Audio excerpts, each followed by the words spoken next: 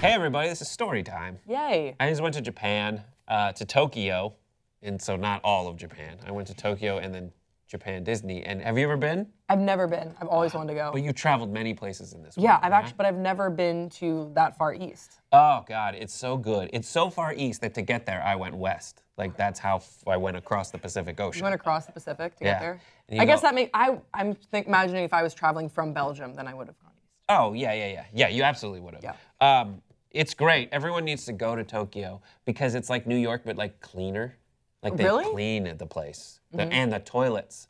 Oh! High tech? So you're from Europe where they have bidets. Yeah. Do they have like automatic seat warming Bidets? like bidets that like you sit on the toilet and then there's a toilet seat on top of it that takes care of everything for you. And it's got buttons that are like, here's the boy parts, here's the girl parts, faster, slower, dry your butt. No. Oh, just the straight up that alone. Yeah. What a difference. Yeah, and then you guys need to look up the robot restaurant in Shinjuku. Shinjuku's like this red light district / Times Square type area. Cool. And there was a robot restaurant, and I watched giant robots fight each other. Amazing. For our enjoyment. Actual real robots that were being Well, they had like these women-shaped robots, and then there were men in clown suits in them. But controlling them around. Oh. And then there were also just floats, like giant dragon floats, and people dressed as robots. And then they would shoot lasers at each other, and there would be explosions. And you're like this close to it. Really? Yeah. So I know Tokyo from Lost in Translation. And I'm wondering, is it really, is the city the same in the sense that it never sleeps? Because that's what I loved about that movie, was that it really seemed like there was always something to do at any hour of the day that Bill Murray wanted to venture out. Yes, it seems very New Yorky in that way. That something's always going on, and it goes very late. But like we were in Harajuku, which I think is how you pronounce it. Like the subways go Harajuku. Yeah. And then, anyways, we went there, and that closes down a little early. But you can always find some place to go next. So we did that. But the best part was the Mcdonald's.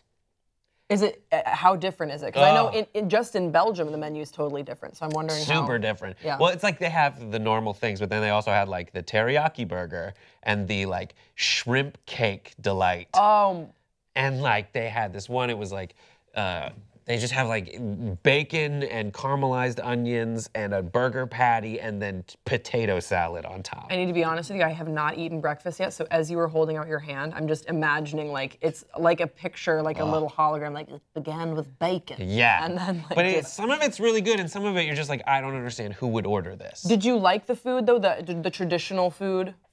Yes, so we had ramen. And the thing is, like, some of the ramen chains there, they have them here. It'll be like, there's one in Tokyo, and there's one in Osaka, and then there's one in Alhambra.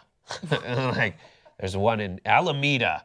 You can go to San Francisco, you can go to Beautiful San Jose. Alameda. Yeah, oh, God, hit up the San Gabriel Valley. I'm a big fan of sushi. I love sushi. And I have heard that it's actually incredibly different. What I know sushi to be from enjoying it in California is very different than what you have in Japan. Yeah, but you can still get like nigiri and like the same kind of presentation, but like it's more sashimi. When we said like like the things that they write on the menu here, we said like maguro, and they brought us like sashimi, and it was so good. But we went to the place where they auction off the tuna.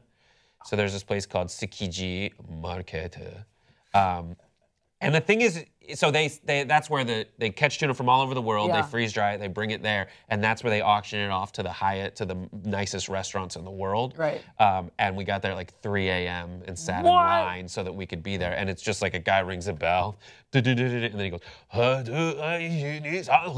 it's just like, that's exactly what he says. I spoke perfect Japanese. And then there's guys like doing this, and that's them bidding. And like in 10 seconds, they've sold a $250,000 fish. Like $100,000 fish or something like that. What? The best thing I think about Japan is like they don't speak a lot of English there, but when they do, when there's something that's the same name in English as it is in Japanese, like Starbucks. Right. If you say Starbucks, they'll be like, "What are you talking about?" But in order for them to understand you, you have to do like a shitty Japanese accent. Like how? Starbucks.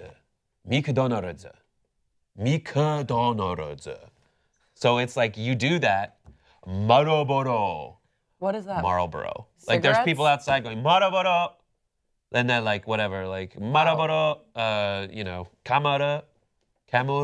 Where did you stay while you were there? We stayed at an Airbnb in Harajuku, which love is, Airbnb. You should do it. It was $100 a night, a little stay in Japan it's called, and it's right by the Harajuku station, which is between two really awesome places, Shibuya, which has the Lost in Translation crossing. Yeah.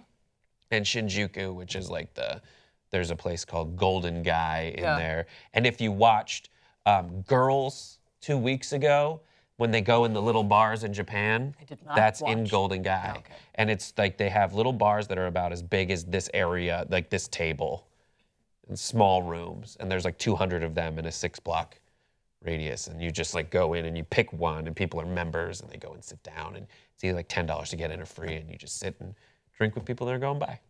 I highly recommend it also for people who like Disney. There's a place called Disneyland that they have there. No. And it's just like ours, but bigger. And then they have a place called Disney Sea. What? So it's land and Do they have sea. whales? No. Okay. But Well, they have, we'll go. but it's better than any Disney park in America. Yeah, well, I want whales, so probably not. I don't know what to tell you. You can eat whale there. No. End it. End the segment. How no. better to show that you love whales than by making them part of your body? No, I hate it. All right. I love like them. dogs. I eat dogs. No, you don't. Not true. I never have. Oh, I was going to be like, That'd no. be weird. Don't open with that. What did you learn about Brett today? Man eats dogs. It's my best friend.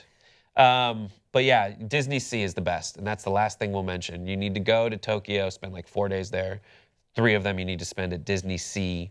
It's like all the lands instead of like Adventureland and Futureland or Tomorrowland. Yeah. It's like Mediterranean Sea and like the American coastline of like Brooklyn in the old days. And they have like this mysterious island and it's in a volcano. It's just so much more impressive than anything. And it's the only Disneyland that isn't wholly owned by Disney. Oh. So it's like, here's the Monsters, Inc. ride brought to you by Panasonic. Yeah. So great. That's it. Thanks for listening. And I got these sunglasses here. I like them. And I don't know if you can see, but it says taking it easy. All the stuff in English. Oh, wow, it does. It has to be things that are either like overtly idioms or things that can translate.